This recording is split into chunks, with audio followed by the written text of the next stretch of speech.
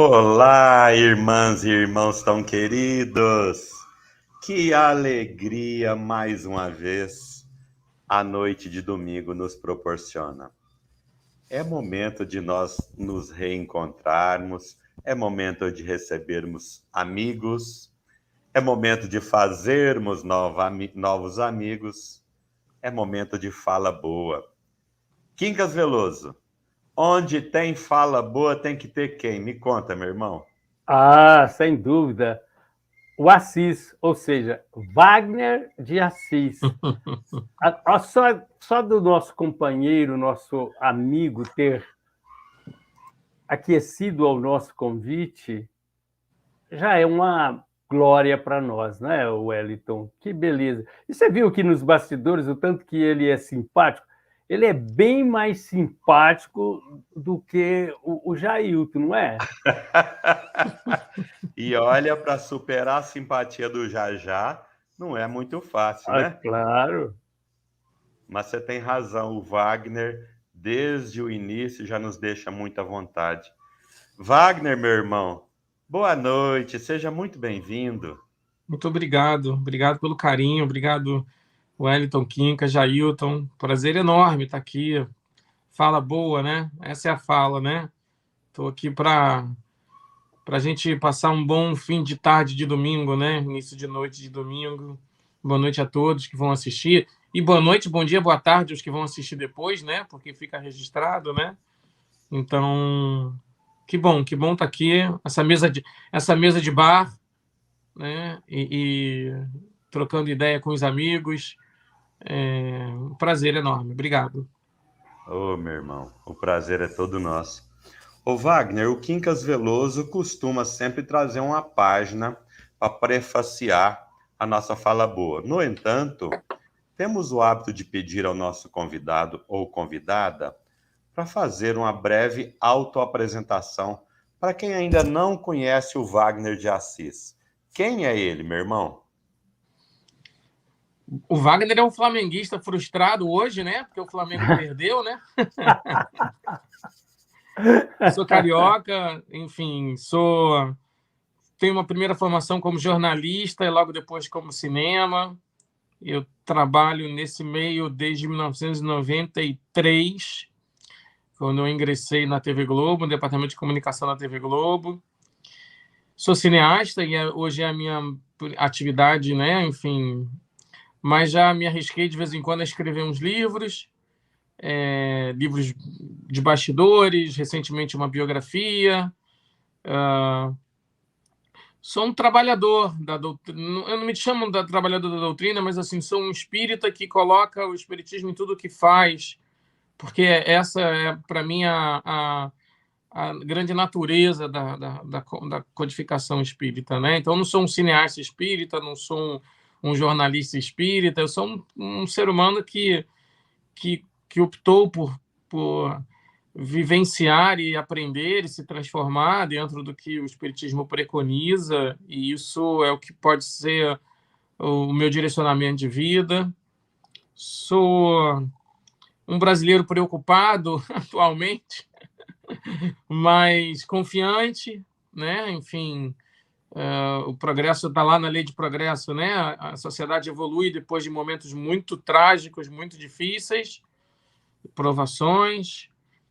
E sou alguém apaixonado por contar histórias para muita gente, né? Alguém apaixonado por compartilhar as emoções que eu sinto, às vezes, quando eu percebo histórias ou quando eu resolvo criar alguma história.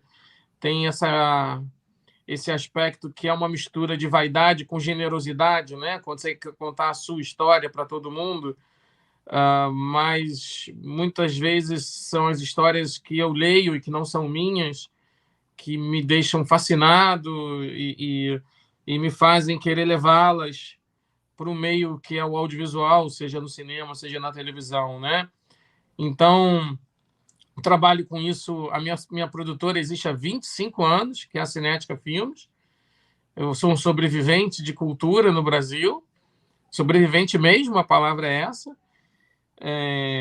E hoje a gente tem bons projetos e boas histórias para contar principalmente essa que nos trouxe aqui para esse papo, que é, enfim, talvez eu vou deixar o Quincas a contar essa história, né? Parar de falar de mim e dizer que existe um motivo muito, muito nobre, um motivo muito bacana da gente estar aqui conversando. Esse motivo diz respeito ao dia 13 de outubro, não é isso? Exatamente. E já já vamos entrar nesse assunto. Quincas, nós temos aí uma das páginas do nosso querido amigo e mestre Emmanuel. Olha, eu até selecionei uma, mas depois de começar a conversar com o meu querido amigo Wagner, olha como é que eu já estou íntimo, viu, do Wellington? Wagner. Vidas passadas, né, Quinca? Vidas passadas fazem isso, né? Vidas passadas.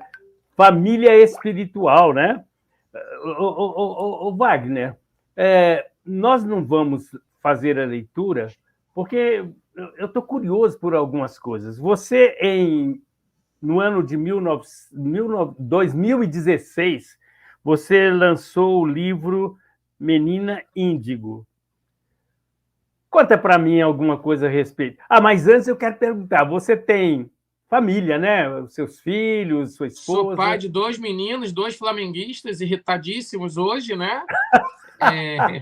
Sou casado com a Ivana, que, enfim, um casamento que já se vão aí 20 anos quase. Sou dono da Celine, eu digo que é uma cadelinha sem raça, mas com muita personalidade definida. Que é a nossa cachorrinha. Enfim, sou carioca, moro aqui no Rio de Janeiro e frequento o Grupo Fraterno Francisco de Assis, que é um centro espírita que tem no subúrbio desde que eu nasci, praticamente. Diria que eu frequento desde antes de nascer, muito provavelmente, né? E tenho muita afeição junto à Casa de Padre Pio, que fica em Botafogo, que é uma casa ecumênica, cuja base é espiritismo, mas é uma casa bastante ecumênica. E vez ou outra eu me vejo lá no Lar de Frei Luís, com os amigos do Lar de Frei Luís, ou apresentando alguma proposta, ou fazendo algum filme, ou recebendo algum carinho. Eu tenho uma conexão muito bonitinha, muito bonita, melhor dizendo, né? Enfim, com respeito junto ao Lar de Frei Luís.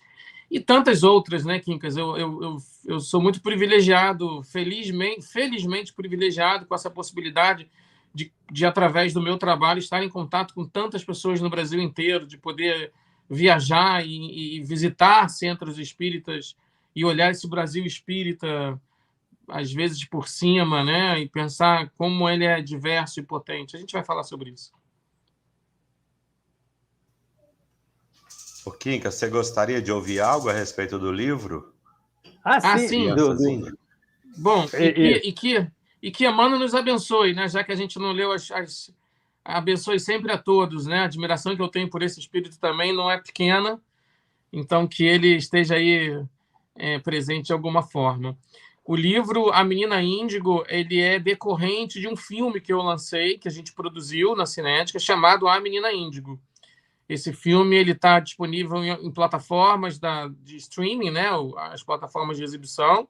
A Netflix tem esse filme, ele é um filme bem sucedido na Netflix. E é um filme que vem muito do contexto de entender as novas gerações, né? Os tempos são chegados lá na Gênese, o último capítulo da Gênese, né? Enfim, os sinais dessa nova geração, que são sinais muito interessantes, muito diferentes das gerações anteriores. Não de tudo, né? Enfim, mas é um filme que gerou um livro.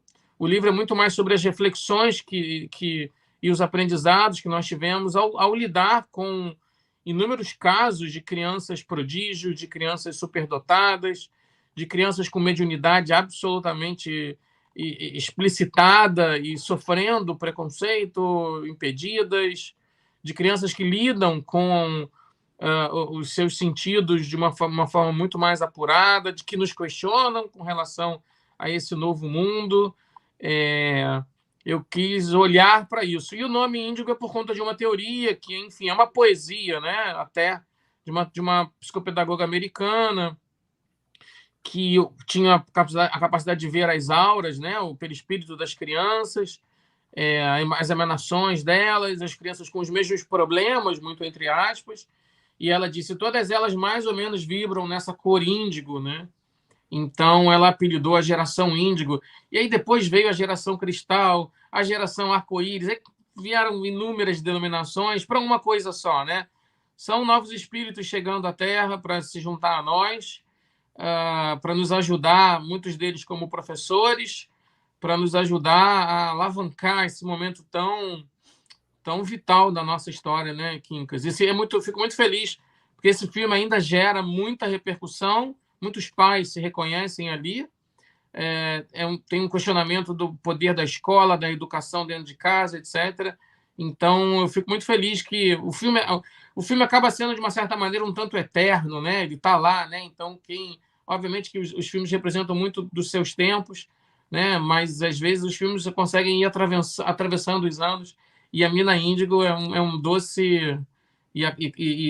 é um doce relacionamento que traz para a gente, né? Uma calentada surpresa de carinho, que o público que vê reage muito bem. O livro, da mesma forma. Maravilha, Wagner, maravilha. Wagner, nós estamos informados que a FEB lançou um selo, né? FEB Cinema. E um selo veio numa hora fantástica, porque nós estamos aí rodeados por filmes espíritas, espiritualistas. Nós temos novelas, filmes, que de repente, você pode até falar um pouco disso para a gente, nos parece que são até precursores desse momento que a gente vive. Mas agora nós estamos aí vivendo o nosso lar. O último agora, nos cinemas em exibição, inclusive, Predestinado, que nos parece ser um sucesso, que eu particularmente gostei muito do foco desse filme, que trouxe as manifestações para um caráter natural, sem aquela coisa de chilique, sabe, nada, né? Veio bem natural. Mostrou-nos um espírito desencarnado sem santificação, mas com determinação, com foco, com objetivo, e aquilo achei sensacional. Mas fala para nós, esse selo FEB Cinema, você tem envolvimento na criação dele? Você sugeriu? Conta um pouco disso para a gente. Sim, eu não sou a pessoa, como se diz atualmente, eu não tenho um lugar de fala sobre a FEB Cinema, porque eu não faço parte oficialmente, né, da diretoria da Federação Espírita Brasileira, com a qual eu tenho um relacionamento que lá se vão 17 anos de bom relacionamento, de carinhoso relacionamento e de promissor relacionamento, por assim dizer. Então, quando a Federação Espírita Brasileira entende, através de sua diretoria, que ela poderia designar uma área de trabalho que pudesse cuidar mais próximo do processo de tornar todos aqueles livros que vão continuar sendo importantíssimos, que vão continuar sendo literatura básica para quem quiser entender muito do espiritismo, além da codificação kardeciana, a FEB vai estar mais próxima disso com esse selo FEB Cinema, né, que pretende, eu acho, muito mais do que sair produzindo coisas que não é o foco, cuidar bem desse material quando ele tiver que ir para as salas de cinema, para as televisões e etc.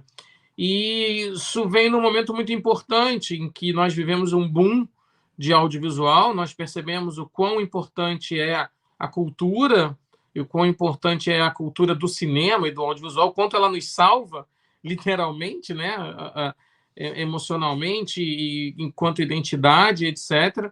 Cinema é uma atividade estratégica de qualquer país no mundo que se leve a sério cultura, tanto que cinema é uma defesa de Estado e não de governo em qualquer país. Mudam os governantes, mas a política cultural que envolve o cinema, ela permanece e ela é fundamental, seja na Índia, seja nos Estados Unidos, que são os dois polos produtores, inclusive na China, que hoje sabe-se que é um polo produtor muito importante. Então, existe um entendimento muito bacana por parte do senhor Godinho, né? O senhor Jorge Godinho, de toda o senhor João Rabelo, da Maiara Paz, de toda a diretoria da IDA, do Geraldo Campetti, da Marta Antunes, de todos. É um entendimento de que isso já vem lá do senhor Nestor Mazotti, né? Que isso foi quando a gente começou a conversar sobre isso, em 2005. Foi a primeira reunião que eu fiz com eles a respeito do Nosso Lar, do número 1. Que legal. Isso é um entendimento que este conteúdo ele tem capacidade de ir aos poucos, com muito zelo e cuidado, para outras mídias, sem prejudicar a origem, que é o livro. Todo filme que vai bem sucedido vende mais livro. Todo filme que fala de um tema a respeito espírita e espiritualista, de alguma maneira, gera interesse nas pessoas de buscar mais o assunto. Eu posso contar aqui inúmeros exemplos, e principalmente posso começar pelo Nosso Lar, óbvio, que o livro Nosso Lar, até o lançamento do livro, ele tinha vendido 1 milhão de exemplares, e do lançamento do livro para cá já dobrou esse número, e quiçá passou. Isso faz com que a gente entenda, por exemplo, quando o Kardec, quando a cinebiografia do Kardec vai para o cinema e vai para o streaming, que é o Netflix no mundo inteiro, eu sei de notícias de triplicar as vendas do Livro dos Espíritos em alguns países, por exemplo, né, de incentivar as pessoas a buscarem mais informação. Isso é cultura, né? E, Wellington, eu gosto de entender, e que bom, e é interessante que a FEB Cinema e uma parte do movimento espírita já entendeu que nós estamos lidando com duas coisas que são muito positivas e complementares, que é o cinema e o espiritismo.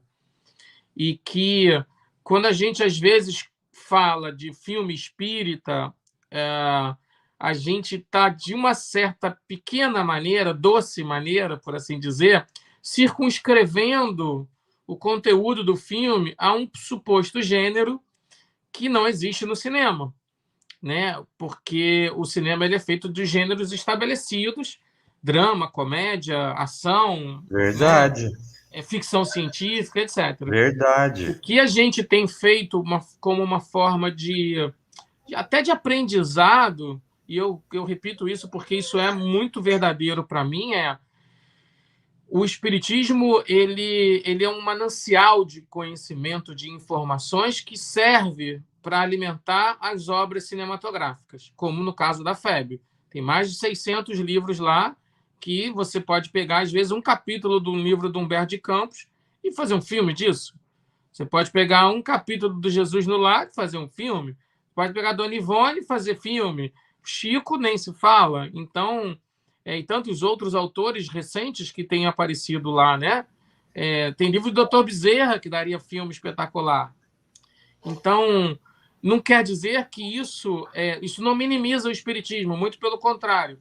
Isso trata o espiritismo com algo que, para mim, é uma das suas grandes virtudes, que é a sua universalidade de informação, com a sua capacidade de diálogo, de encontro com diversas religiões, com diversas ciências, com diversos matizes filosóficos. Então, a gente diz assim, o filme ele é um drama com temática espírita. Eu tenho tentado falar assim, que é para ajudar as pessoas que não conhecem o espiritismo, que é para ajudar as pessoas que não entendem nada, por exemplo, do Chico Xavier, que acha que o Kardec era um médium do século XIX que botava a mão na testa e resolveu escrever o Livro dos Espíritos, né? Enfim.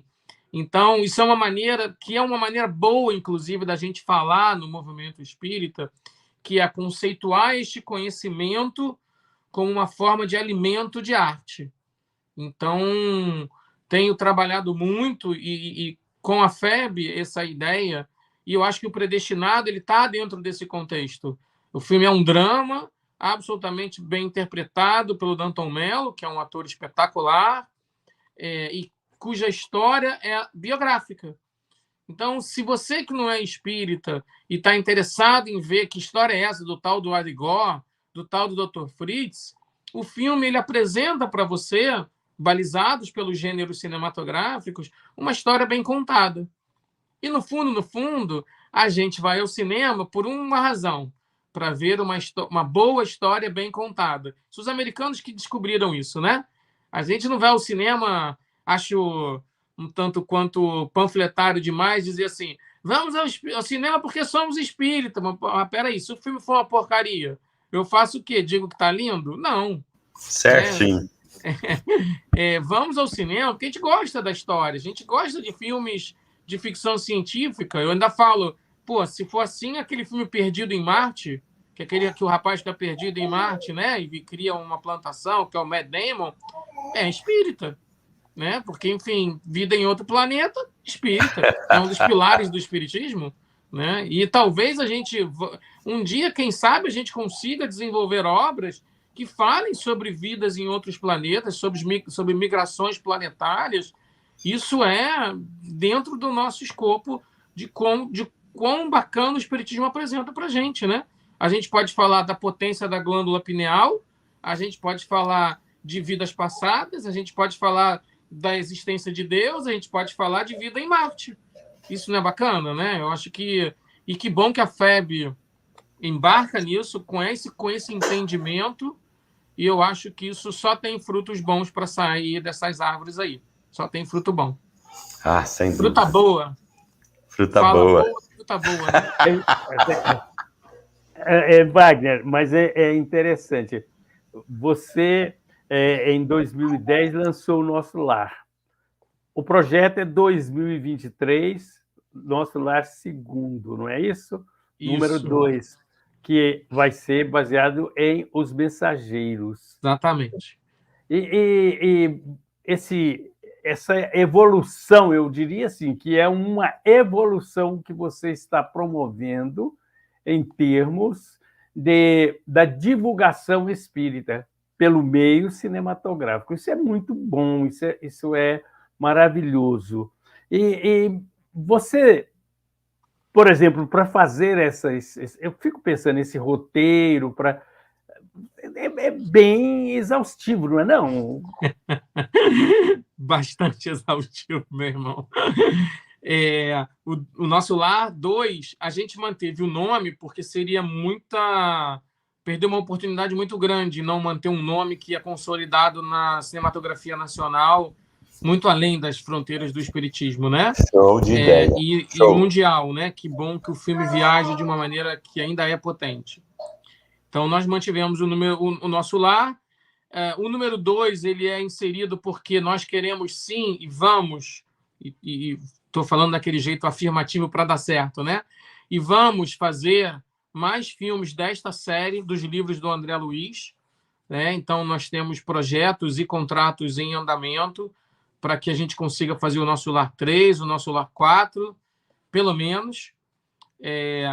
E a gente agregou aí o subtítulo Os Mensageiros, que é para informar para aqueles que conhecem que se trata de uma adaptação do segundo livro da série André Luiz, A Vida no Mundo Espiritual.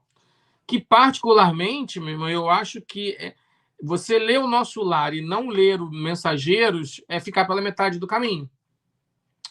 Porque é tão interessante a forma como o André Luiz se despoja dele mesmo e passa a relatar com muita dureza até, né? Com muita franqueza, me corrija, com muita franqueza sobre os projetos mediúnicos fracassados, sobre as relações encarnado e desencarnado que não deram certo.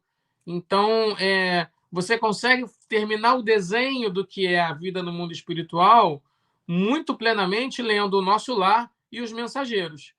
Haja vista que os livros seguintes eles são desdobramentos do que você é apresentado nos Mensageiros, né? O Missionários da Luz, o Libertação, o Obreiros da Vida Eterna, são todos baseados em missões, em histórias, em personagens que se complementam, que são avaliados, etc., com interessantes informações a respeito da vida do mundo espiritual, né?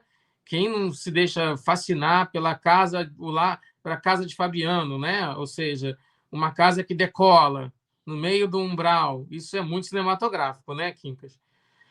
No caso do Mensageiros, a gente partiu, eu vou te dizer assim,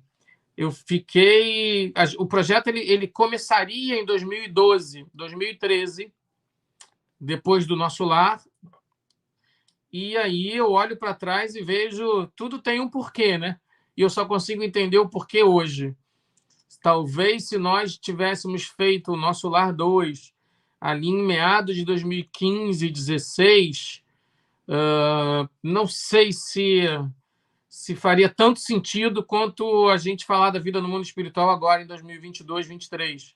Depois de tudo que aconteceu, não só no Brasil, como também depois da pandemia, né? Então, vou te confessar que isso me angustiou, me deixou inseguro durante anos e anos, né? Quando a gente vai conseguir fazer esse filme? Meu Deus do céu! Eu fiz 2 novelas, eu participei do trabalho de escrever 2 novelas, fiz outros tantos filmes e o Nosso Lar 2 não saía. Mas agora ufa, a gente deu o pontapé e a gente recomeçou, né, o processo, e no dia 31 de agosto de 2023, Nosso Lar 2, Os Mensageiros, nas telas de todo o Brasil, graças a Deus. Uhul! Que beleza! Quincas, está mutado, meu irmão, seu microfone. Tem um pedido, Wagner, para você, da nossa amiga Lucielena Mendonça de Lima. Vamos ver se o Jailton espelha. Isso, está espelhando aí para você. Olha.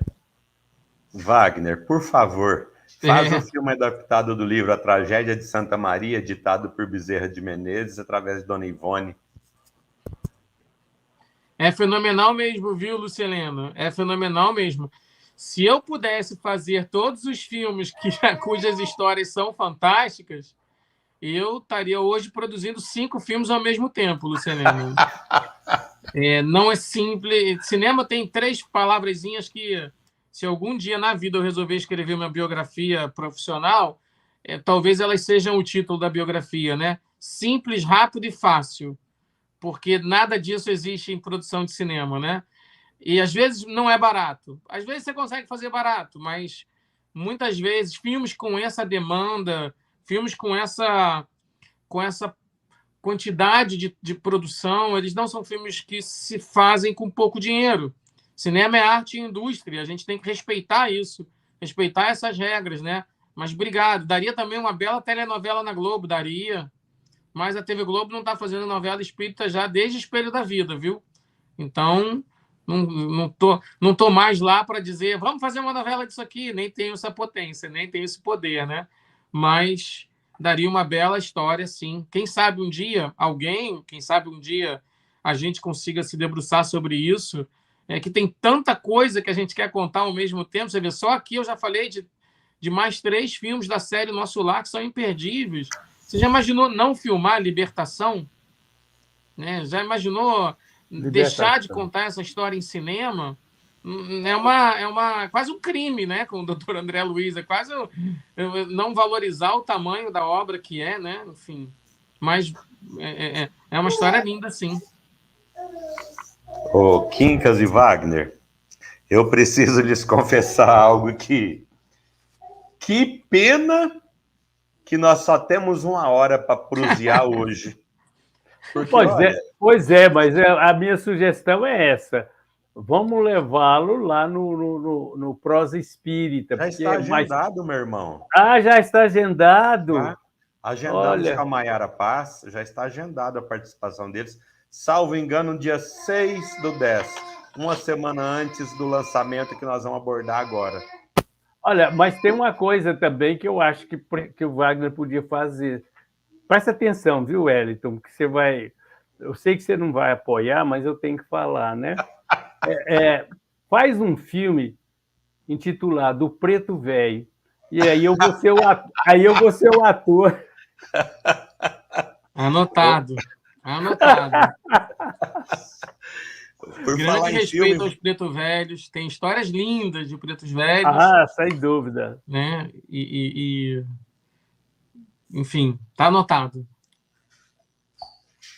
Wagner, pegando um gancho nesse comentário do Quincas, antes da gente mergulhar na história do Chico para sempre, vocês estão vendo que eu tenho um bebê em casa, né, de 8 meses, Sim. né, Wagner? E ele tá querendo participação especial aí, ó. Tá engateando, aprendeu a engatear ontem, no dia do aniversário do Quincas Veloso. Wagner, a Lucielena te deu essa sugestão, o Quincas falando aí do filme. O nosso irmão Nicola Fratari ontem entrou em contato quando soube da sua presença conosco. Falou assim, Wellington, cutuca lá o Wagner a respeito do filme do Jerônimo Mendonça. É um outro projeto que a gente tem acalentado, mas eu comecei a vislumbrar essa possibilidade e eu confesso que ele teve que ser colocado num lugar de espera por enquanto. Obviamente, se algum outro cineasta, se alguma outra pessoa se interessar, eu deixei a família à vontade por conta disso, né? A gente também tem que fazer escolhas, né, Wellington? Senão a gente... Claro. Um filme não se faz em 2 meses. As pessoas já estavam querendo que o Nosso Lar fosse lançado agora, né? Um filme consome 18, 24 meses de trabalho árduo, fora o tempo de financiamento, que é muito maior. Você vê, o Nosso Lar 2 é um exemplo clássico disso, né? E, em geral, eu faço filmes... A gente acaba fazendo filmes com uma boa presteza. A gente entrega do dia da pré-produção até o dia da tela de cinema. A gente demora 18 meses, 20 meses, mas isso... Quando a gente fala 20 meses, gente, a gente está falando de 20 meses todo santo dia, muito tempo por dia, né? Muita gente, muito vai e vem, muito problema que acontece, muita solução que precisa ser criada. Então, quando você diz sim para um projeto, você está dizendo sim para 3, 4 anos da sua vida.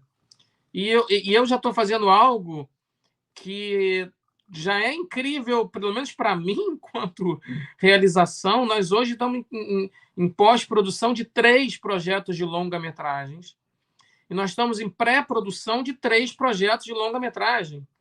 Você imagina o que é o dia a dia da produção. Enfim, a gente fica quase que morando no trabalho. Tem família, você tem que ter um pouco, que é o conhecido saúde mental, né? A gente tem que dar um tempo para o estudo, tem que dar um tempo para relaxar a mente, e não dá. Não dá. Dá não. E ok, Claro. e vamos em frente, vamos nos inspirar aí no exemplo de Chico Xavier e vamos trabalhar. É isso que dá. Então não dá para fazer de todas as coisas, viu? Eu esqueci o nome do rapaz que perguntou. Nicola Fratari. Mas eu adoro a história do Jerônimo, acho incrível também. E quem sabe a gente consiga, às vezes, de repente, parceria para conseguir fazer. Quem sabe a gente consiga meio direcionar alguém e seguir adiante, né? Porque não está simples, viu? Meus editores todos estão pedindo férias. Pelo amor de Deus, eu preciso descansar, preciso sair, porque... E é sério, né? Quando você trabalha com 10, 12 horas por dia, num nível de estafa muito grande, você deixa de ser criativo, né? Então, tem prazos definidos, né? Então, estamos adiante, vamos adiante. Rezem por mim nesse sentido, né? Isso mesmo, irmão. Vai dar certo. Wagner, nós sabemos que, em se tratando de um filme com temática espírita, embasado em livros de uma seriedade como esses que você tem adotado, para merecer o selo FEB Cinema, enfim, é um trabalho muito sério. Um espírita, o que eu estava pensando agora no período da tarde, o que traz uma conotação completamente diferente de meramente um cineasta, por melhor que seja.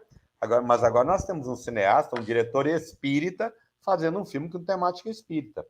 E a Rosemary fez uma pergunta aqui que eu achei muito interessante. Ela pergunta assim: nesses filmes, a presença espiritual é fortemente sentida?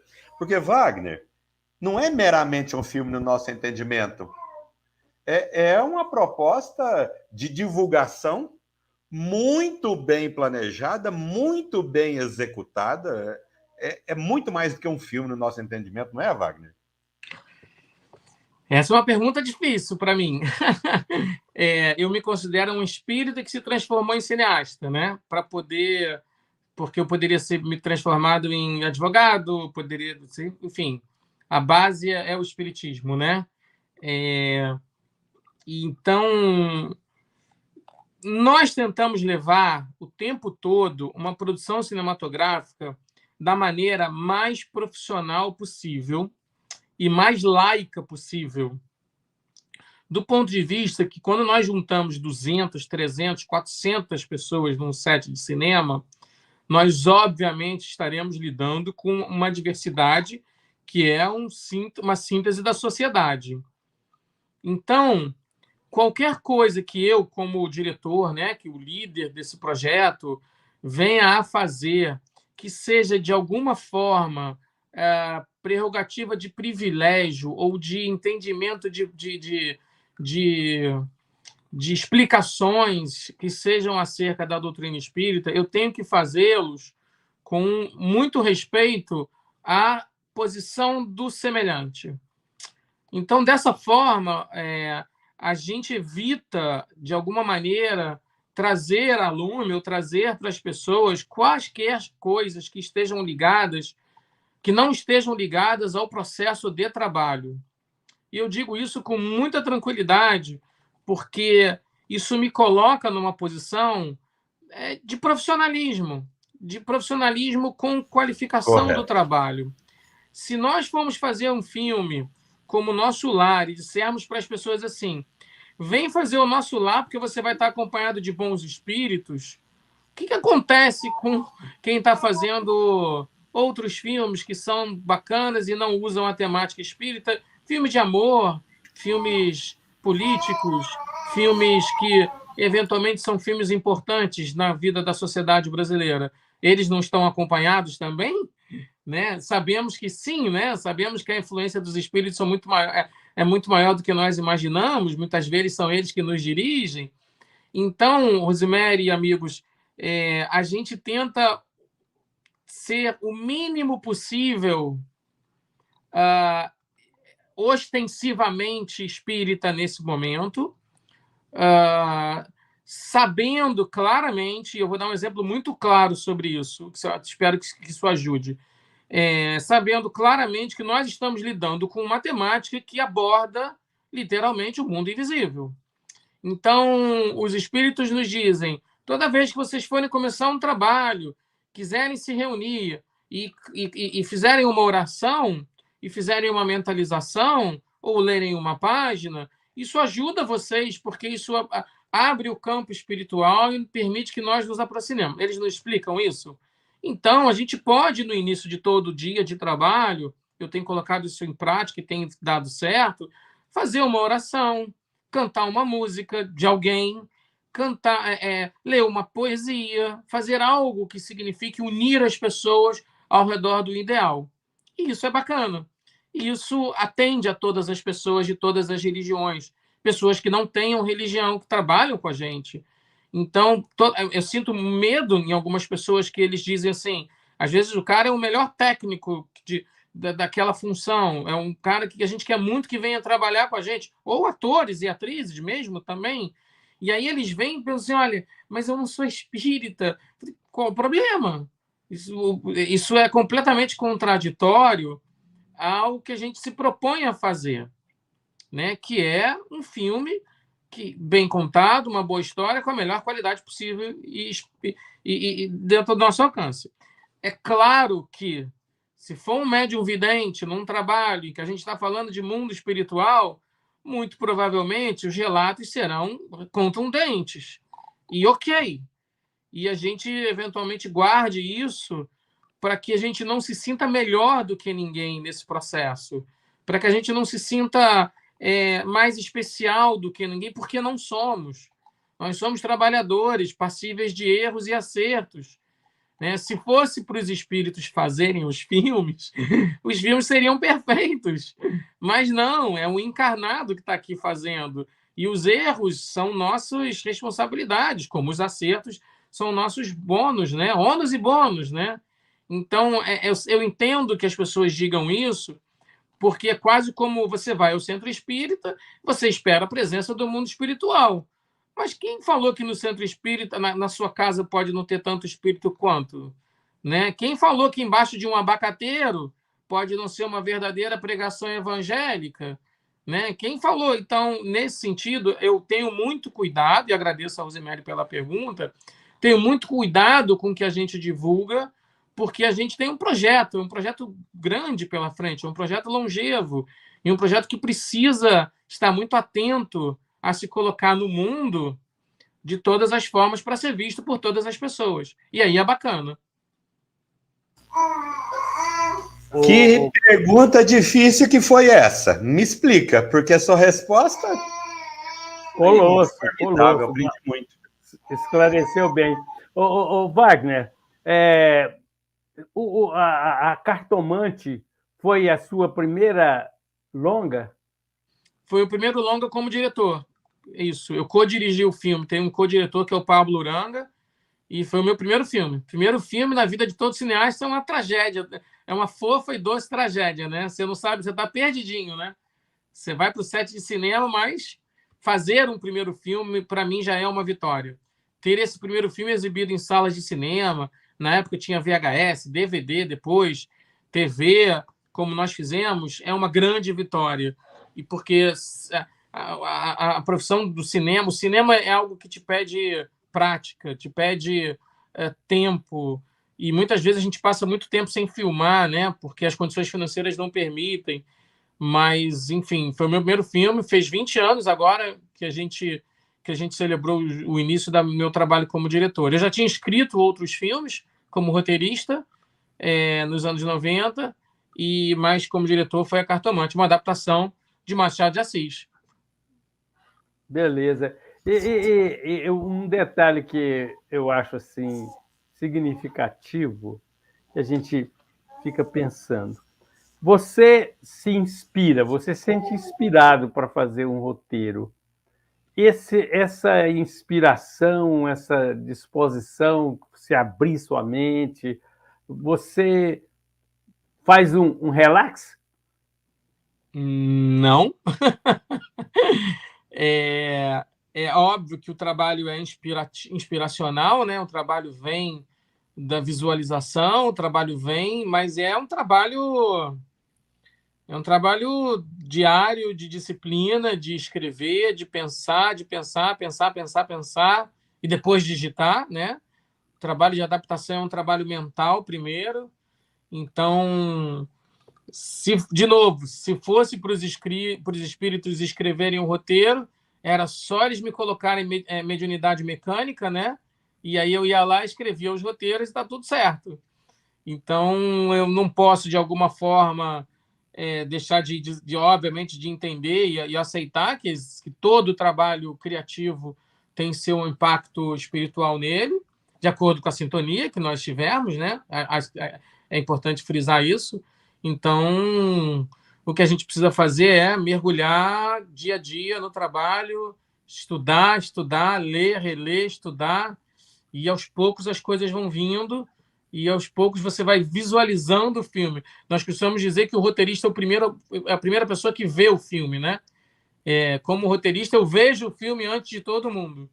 E o meu trabalho como diretor é, de alguma maneira, transplantar aquilo que eu tentei descrever no texto com o que eu imaginei para os atores, para a fotografia, para a direção de arte, para a música, para a edição, e isso ser composto de uma série de pedacinhos, e esses pedacinhos transformarem num filme com dramaturgia nas telas.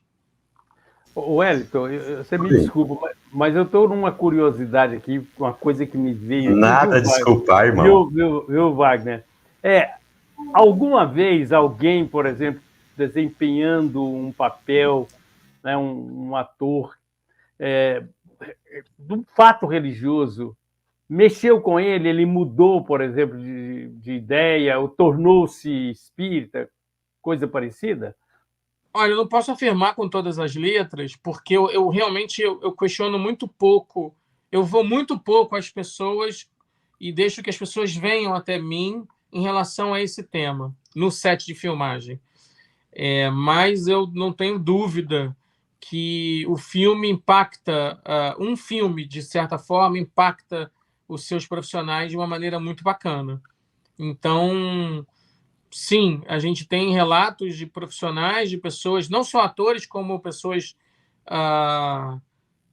da técnica que passaram a entender melhor o que é a doutrina espírita, perderam seus preconceitos, de alguma maneira gostaram da postura não arrogante, né, que a doutrina não pode ter de forma alguma, né?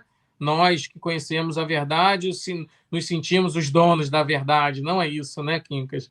Né? Tá longe de ser isso. Perfeito. Então, o filme, ele tem a potência de fazer isso com os seus realizadores e faz isso com o público, né? Isso é inegável. Se bem que quando a gente trabalha para contar bem a história. A gente trabalha para que a cena fique bonita, fique emocionante, para que as pessoas se emocionem, para que as pessoas pensem, e isso fazer com que o filme seja bem sucedido nas telas, onde ele estiver.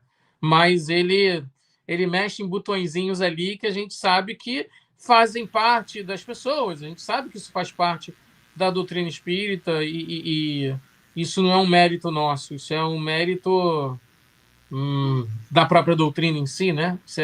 Isso é talvez um atributo da verdade, né? A verdade que mexe com as pessoas de sua maneira mais profunda. Eu tenho dezenas, centenas de relatos de pessoas que nunca tinham visto nada semelhante quando viram o nosso lar, tiveram reações muito, muito impressionantes. Reações de raiva, reações de choro, reações de toda sorte, você possa imaginar. Isso é uma potência do filme, né? Isso é uma característica da relação do filme com o seu tema, com o espectador. E isso faz parte da magia do cinema, faz parte da arte e faz parte também da vida espiritual, né? O Maurício Mancini contextualiza essa situação, ele está aí no chat, ele está dizendo assim, um exemplo vivo disso foi o ator Nelson Xavier. Após fazer o papel de Chico Xavier, dizia que não era mais ateu. É isso mesmo, Maurício. Mas, assim, foi um depoimento dele. Eu não me sinto muito à vontade de falar de profissionais que eu sei que tiveram suas transformações ou tiveram Tá certinho. suas crenças ou seus valores um tanto quanto mexidos por conta de terem lido o Nosso Lar. Enfim, isso é o dia a dia de um centro espírita quando alguém novo chega, né? Perfeito. E diz, nossa, isso aqui é maravilhoso. Parece que eu sei disso e nunca ninguém me disse. Não tem isso às vezes, né? As pessoas, enfim. E são características inerentes a um filme que lida com essa temática. Mas, de novo, características que fazem parte das verdades da doutrina espírita, do mundo espiritual, das relações entre as pessoas e o conhecimento. O Wagner, eu aqui no chat perguntei ao Jailton se nós poderíamos avançar alguns minutos e ele disse assim, sem problema algum, porque a conversa com você é tão agradável. Obrigado. Se a gente descuidar, a gente acaba deixando de abordar um tema que nós não podemos deixar, que é o dia 13/10, que é Chico para sempre. Meu irmão, fala para nós, porque Chico para sempre, e principalmente esse meu mestre que está aqui do meu lado, mexe muito com ele, porque ele teve uma convivência muito estreita com Chico.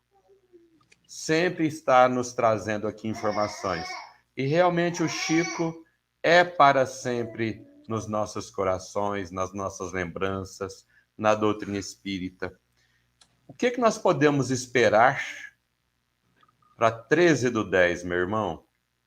A gente vai estrear nas salas de cinema. Nós não sabemos ainda qual é o circuito, mas espero que a gente esteja em boas salas de cinema, pelo menos em todas as capitais brasileiras. É um documentário, ou seja, um gênero que muito provavelmente não teria espaço nas salas de cinema comercial, mas a gente entende que há espaço, porque o tema é extremamente poderoso, que é voltar à vida do Chico Xavier, voltar a falar nesses 20 anos que marcam a sua partida para o mundo espiritual do Chico Xavier. Entendi inúmeras coisas que são... Poderíamos fazer outro filme de ficção, exemplo do filme que existiu em 2009? Poderíamos e poderemos. É possível que se façam outros documentários sobre o Chico Xavier? É possível e espero que façam, porque é um homem cuja vida, além da sua vida cronológica, né, da sua vida pessoal, ela abre tantas possibilidades que eu diria que é quase imensurável a presença do Chico Xavier no Brasil.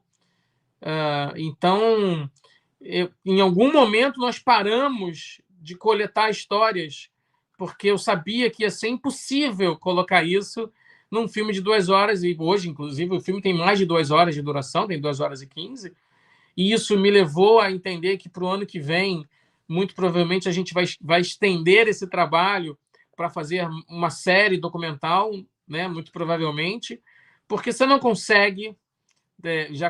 Já começo dizendo assim, a gente não consegue dar conta de tudo, e dar conta e aprofundar de tudo que envolve o Chico. Mas você consegue, sim, para aquelas pessoas dessa geração que viveu sem ele presente fisicamente aqui, apresentá-lo propriamente para as pessoas, que é o que o filme faz.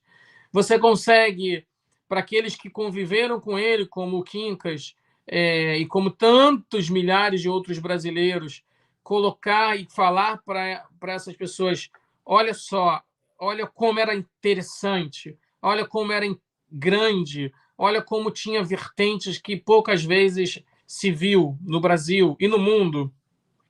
Então, para os que conhecem o Chico, a gente está fazendo um filme que muito provavelmente eles vão dizer: nossa, que incrível, eu não lembrava que era isso tudo, que incrível, faltou isso e aquilo outro, faltou, mas a gente quer representar dignamente a história de um homem nos seus principais aspectos, muito mais do que dos aspectos cronológicos da vida. A gente quer falar do médium Chico Xavier, quer falar do médium, mas a gente quer falar dos livros, do seu legado literário.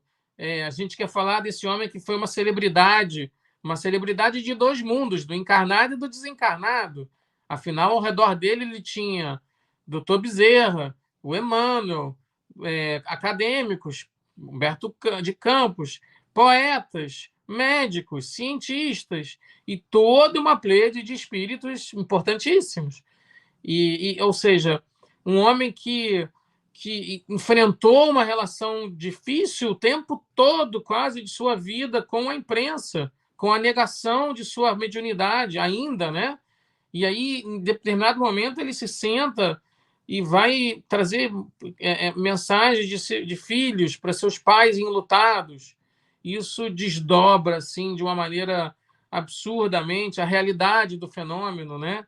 Um homem que parou o país num programa de televisão como Pinga Fogo, e que tem preponderância na vida daquela pessoa que estava numa fila em Uberaba e foi atendida por ele, e ele já sabia todos os problemas daquela pessoa, e ele entregou para ela um cadinho de livros e disse assim: vende esses livros, faz o evangelho.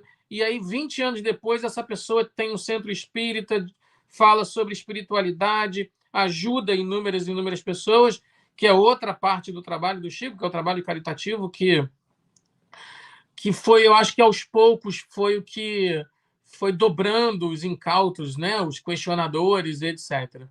Então, o filme que a gente apresenta no dia 13 de outubro não é vamos fazer uma grande homenagem para o Chico, mesmo que esse seja um ano de homenagens para ele, é um ano do Chico Xavier na Federação Espírita Brasileira, e bem feito, né? E muito bem próprio para isso, mas o Chico talvez não gostasse de homenagens dessa forma, mas ele não se importaria que nós contássemos as histórias que ele viveu e as histórias que há ao redor deles. E aí, nesse momento, a gente diz assim: é impossível. Num filme de 2 horas e pouco, é impossível você dizer tudo isso que aconteceu com o Chico.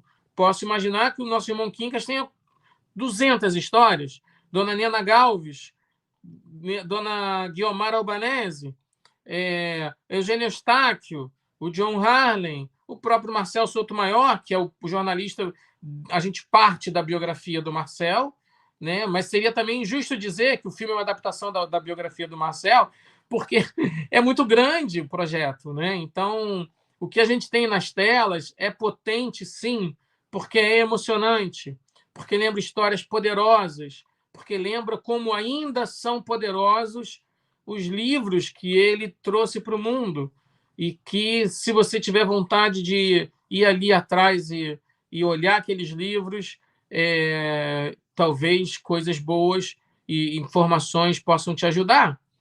Então, é um filme que a gente vem trabalhando há muitos anos também, mas que a gente começou mesmo a trabalhar ano passado, quando a pandemia deu uma pequena arrefecida. Nós fizemos uma coisa que foi espetacular, assim, quando a gente fez mais de 80 entrevistas, Wellington. 80. Então, tinha uma hora que eu olhava e falava assim, esta pessoa, a vida desta pessoa não tem nada a ver com a vida daquela outra pessoa, mas ambos estão aqui se curvando ao trabalho e ao exemplo do Chico.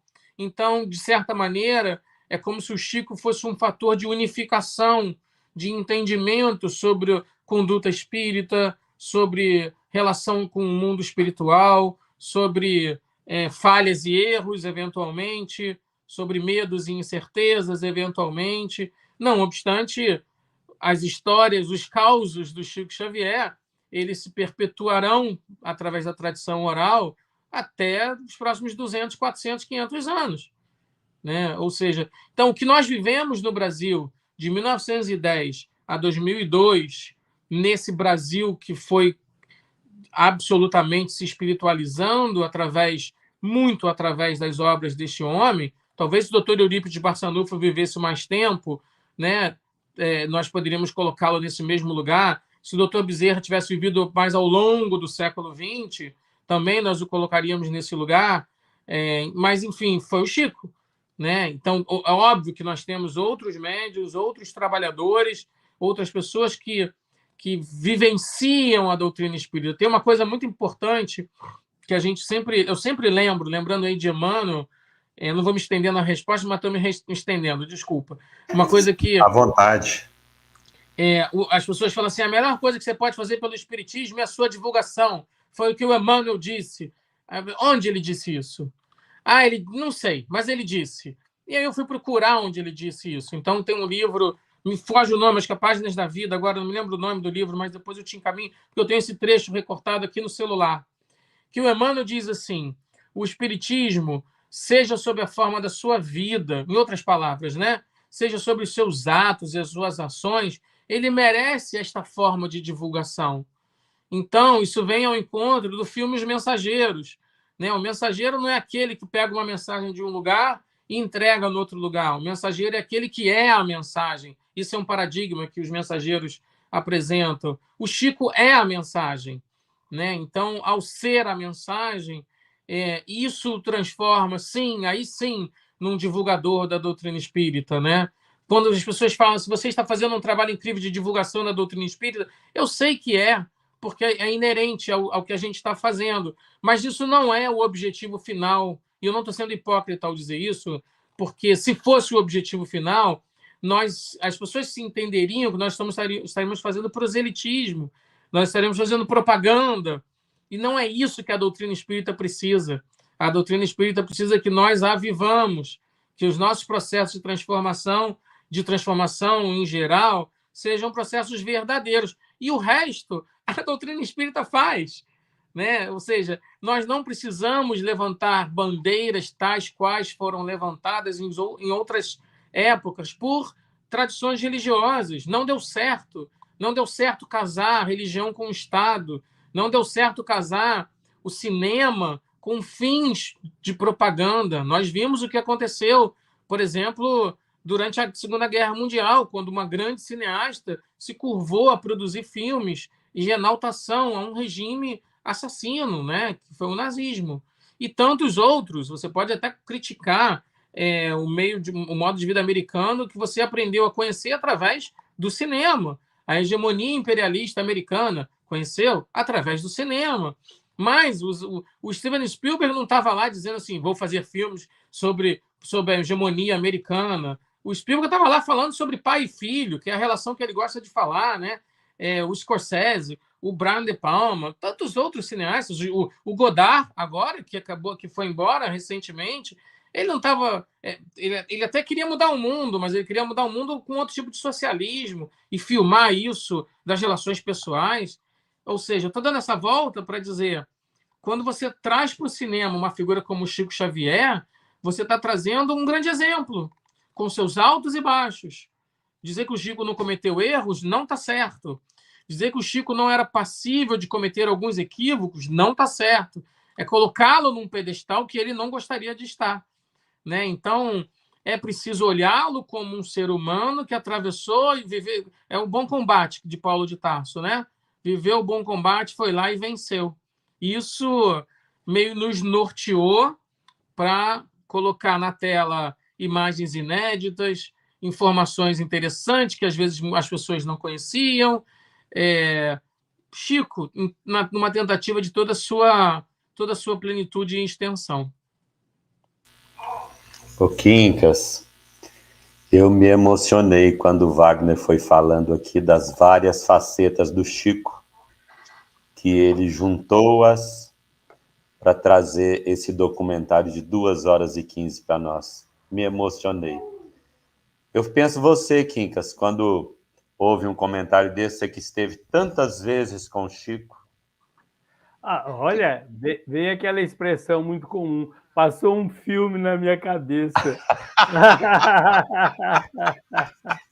Eu fiquei lembrando ali do grupo espírita da prece, mas é interessante você lembrar aquela multidão, né, já a partir das 2 horas da tarde, e você vê o Chico trabalhar ali, atender todo mundo, conversar com todo mundo, psicografar, voltar para novamente conversar com as pessoas, sair. É interessante sair de madrugada ali do grupo. E interessante, o Wellington, que talvez você não saiba, o Chico tinha uma reunião, era um tipo, não é que ele desse privilégios, mas que selecionava as pessoas, convidava as pessoas para a reunião, e a reunião era em torno de 6 horas, 5h30, 6 horas. E um dia eu fui convidado para essa reunião e eu fiquei preocupado, falei, eu não vou dar conta de levantar, né? Não vou dar conta de levantar, porque a gente já foi tarde. Mas quando eu cheguei, a primeira coisa que eu perguntei, que hora será que o Chico vai chegar? Eu falei, não, ele já está aí há muito tempo. Você entendeu? A disposição de amor do Chico é sublime, porque ela nasce da simplicidade, de tratar todo mundo igual, sempre com um sorriso e beijando a mão, né, das pessoas.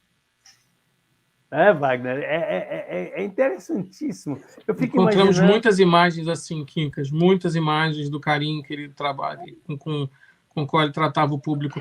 E você vê, num dia qualquer, de um sábado em Uberaba, numa fila de 400 pessoas, você tem 400 filmes sobre o Chico Xavier. Num dia qualquer, de abacateiro, Verdade, em que ele estava ali fazendo uma pregação evangélica, pura e simples, né? Embaixo de uma árvore. Eu estive lá no abacateiro. Você conheceu o Chico, Wagner? Eu não tive a oportunidade de conhecer. Meu pai é de Uberaba, olha que incrível, mas ele veio de Uberaba muito cedo para a capital, para São Paulo primeiro e depois. Então, enquanto eu fui a Uberaba até 1985, eu vivia muito só no núcleo familiar, né? Ainda era adolescente e não ia pro enfim, até porque não era um acesso simples, né? Meu pai sempre lembra, ele conta que quando ele olhava o outro lado da rua e tinha um bolo de gente atrás de uma pessoa, era o Chico. É a única pessoa na cidade que andava com uma dezena de gente andando atrás e na frente, e já se sabia que era o Chico. Então, já numa fase mais famosa, né, da década de 70 e 80. e isso talvez afastasse um pouco qualquer tentativa de encontrar, né? Se não fosse muito necessário, e como não era, né? Enfim, deixar para as pessoas mais necessitadas. Muita gente relata isso, que foi a Uberaba e viu que tinha tanta gente necessitada, tanta gente precisando, que ficou envergonhado de dizer que queria ir lá só para dar um abraço nele, né? E ficou de longe ali, ganhou o abraço de alguma maneira, né? Com certeza, sem dúvida nenhuma. Wagner, meu irmão, mas olha, eu penso que eu estou aqui como o Quincas e todos os nossos irmãos e irmãs do chat. Nós estamos encantados com a sua simpatia, a fluência, como você versa, como você transita nesses assuntos, está muito gostoso. Nós temos uma pergunta aqui, mais uma pergunta da nossa querida Elizabeth Silva. Elizabeth, obrigado, minha irmã, por estar conosco e por mandar essa pergunta muito oportuna. Como é feito a escolha dos atores? Sabemos que tem atores que caem como luvas em seus personagens. Há alguma indicação espiritual nessa escalação? Ô, Elizabeth, não há. Não oficialmente. Mas, assim, eu vou te dizer... 2 segundos, que eu vou abrir a porta para a Celine. 2 segundos. À vontade. Espera aí, Celine. Vai. Celine é a cachorrinha sem É a raça, mas com cadelinha. personalidade definida. Sem raça, mas com personalidade definida. A gente... Eu vou te dizer que, assim, escalar dos momentos mais difíceis para mim, viu, Elizabeth? Porque não volta mais, né? É mais difícil que o trabalho do Tite na seleção brasileira. Porque na seleção brasileira você troca o jogador, né? De repente Verdade, troca até de técnico. verdade. Mas uma vez que você foi lá e gravou e filmou, não volta mais atrás. Então é muito, muito, muito. Eu tenho que estar muito atento. Obviamente, a intuição fala muito alto, né? Obviamente, a gente tem uma equipe que nos ajuda, a equipe encarnada, e certamente tem uma equipe desencarnada, mas essa equipe desencarnada é muito competente, eles não fazem ostensivamente, entendeu? Então, quando a gente faz escolhas, a gente sabe que são escolhas passíveis de errarmos, né?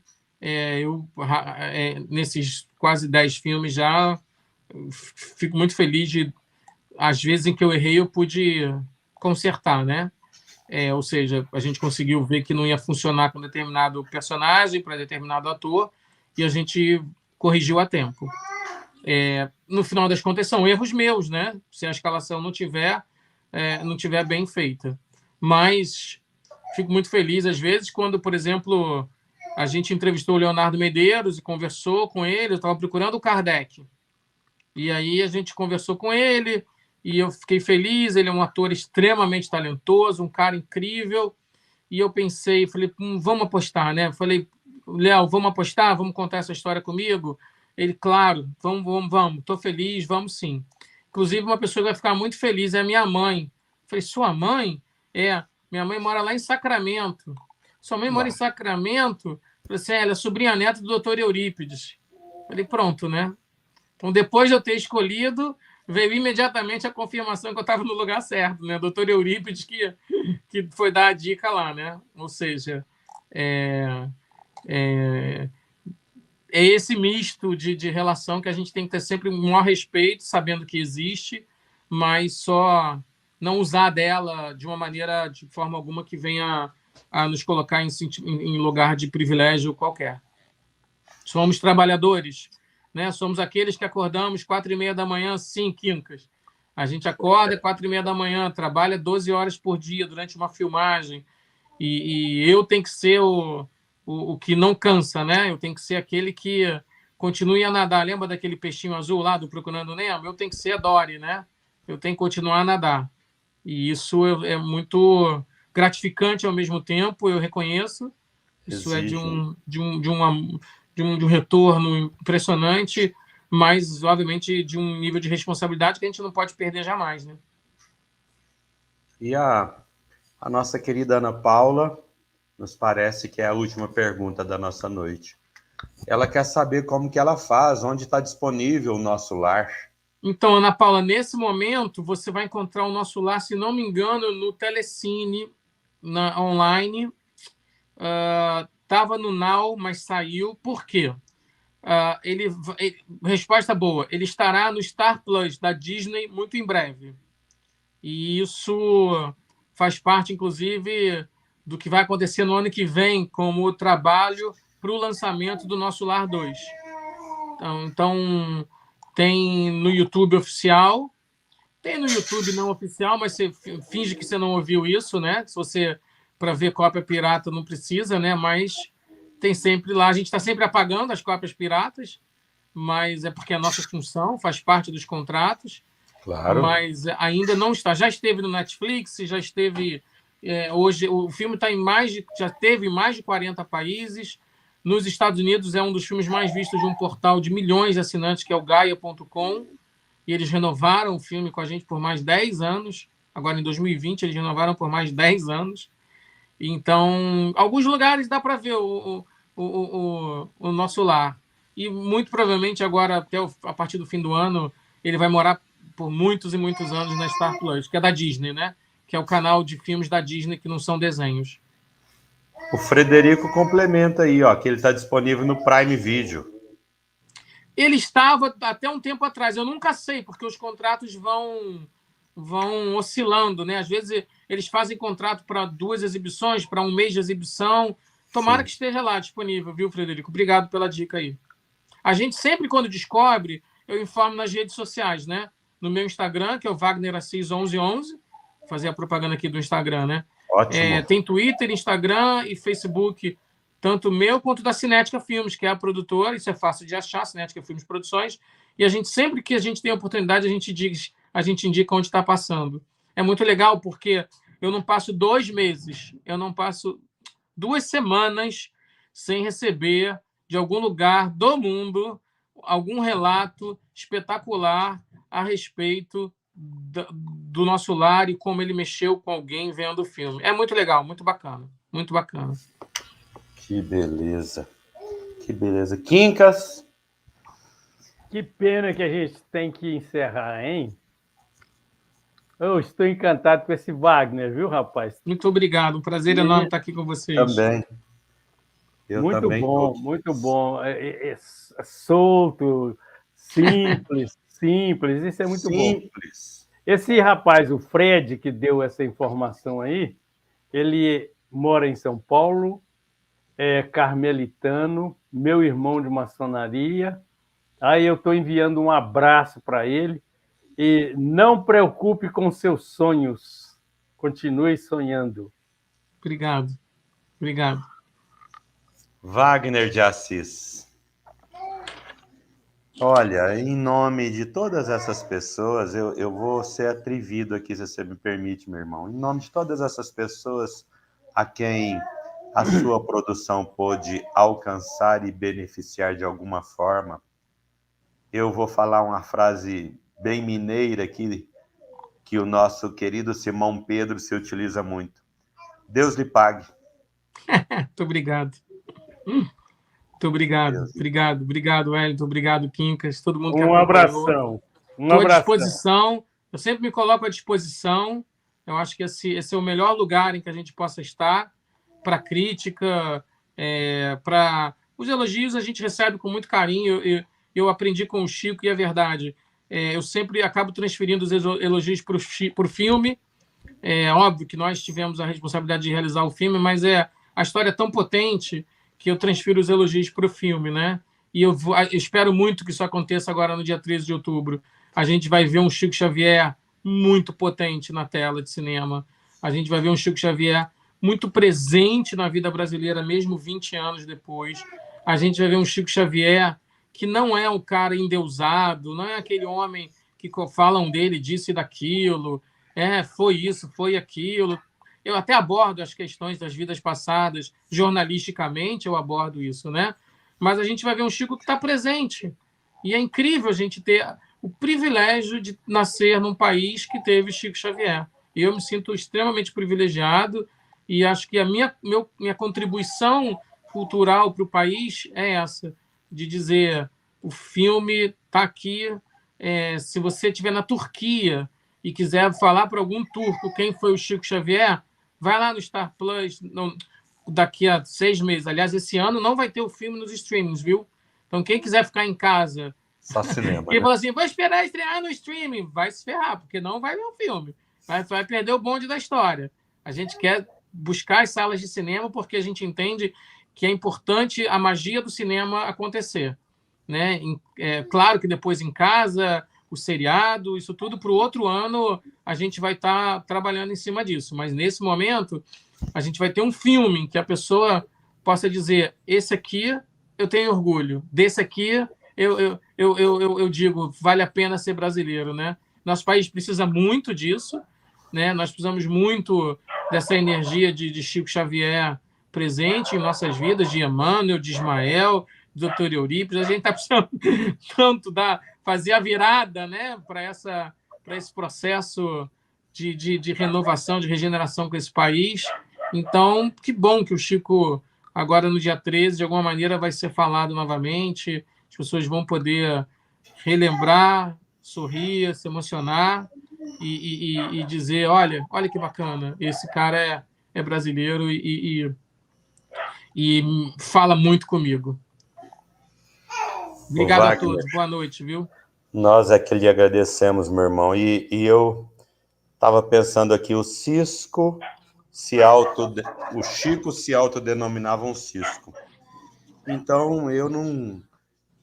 Se porventura te disserem que alguém viu uma insignificância de óculos, lá sou eu, no dia 13, porque eu já ia de qualquer forma, mas com o seu relato, a forma que você traz esse Chico, eu te confesso que me aguçou muito mais a vontade de estar lá, e de uma forma consciente, pelo prazer, pela vontade, mas também na condição de espírita que somos, nós precisamos impulsionar esse esforço seu, das produtoras, e mostrar para o cinema, mostrar para os investidores que vale a pena, tem muita coisa boa aí para ser transformada em vídeo, né?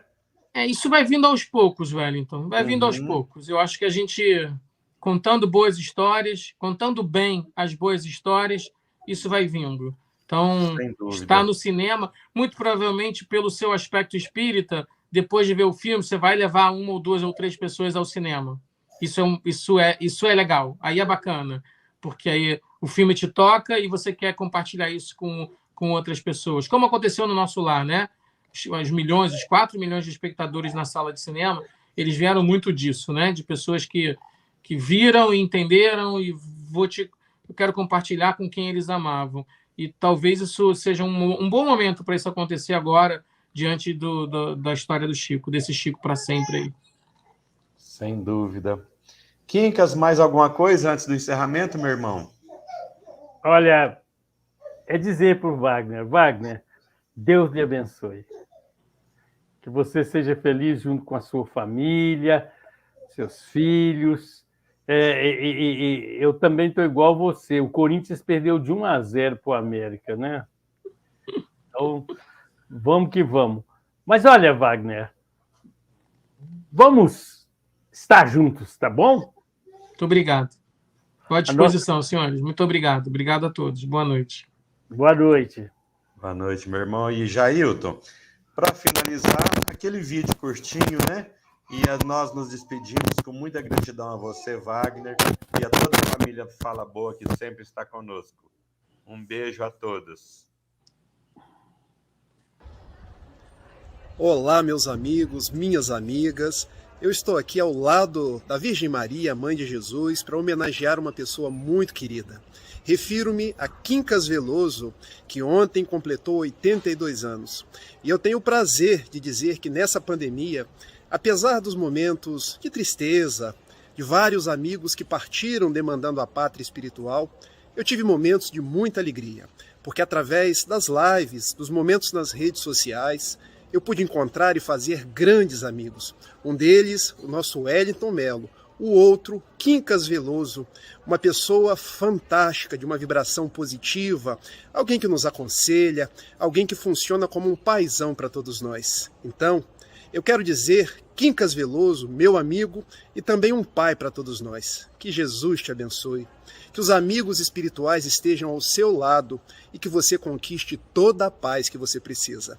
Peço também que seja abençoado Dona Lenísia, porque você é casado com uma santa, seus filhos, e que nunca faltem ovos na sua casa, porque eu sei que você compra muitos ovos para sua família e para todos aqueles que aportam no seu lar. Há uma canção de Andrew Lloyd Webber, que ele nos diz que nós seremos amigos para sempre, na primavera ou em qualquer das estações, nas alegrias, nos momentos de tristeza, amigos para sempre. Um beijo no seu coração.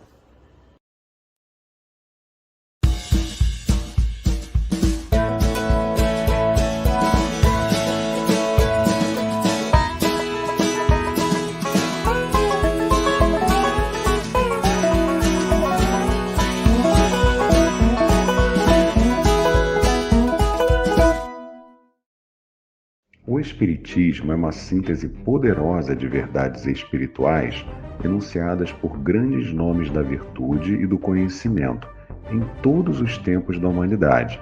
Os seus postulados vinculam-se aos de Sócrates e Buda, celtas e egípcios, Moisés e, claro, aos do próprio Cristo. No entanto, hoje, com os grandes dramas e desafios que a nossa civilização atravessa, o que a filosofia espírita tem a nos dizer? Ela consegue dar respostas e apresentar caminhos para esses dias tormentosos? É pensando nisso que o Espiritismo.net convida você e toda a comunidade espírita para refletir, questionar e participar do 3º Congresso do Espiritismo.net nos dias 3 e 4 de dezembro de 2022, no Rio de Janeiro, que terá como tema central Filosofia Espírita, Ética e Saberes para um Novo Ser.